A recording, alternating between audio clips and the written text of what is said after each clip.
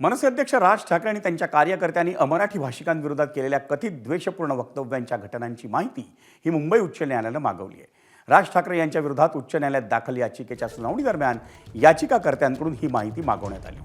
उत्तर भारतीय विकास सेनेचे राष्ट्रीय अध्यक्ष सुनील शुक्ला यांनी या प्रकरणात याचिका दाखल करून राज ठाकरेंवर गुन्हा दाखल करण्याची मागणी केली आहे. याचिकाकर्ते सुनील शुक्ला यांनी आपल्या याचिकेत त्यांच्या कार्यालयाची मनसैनिकांनी तोडफोड केल्याचा आणि समाज माध्यमांवर पोस्ट करून त्यांना धमकावण्यात आल्याचा हवाला दिला आहे.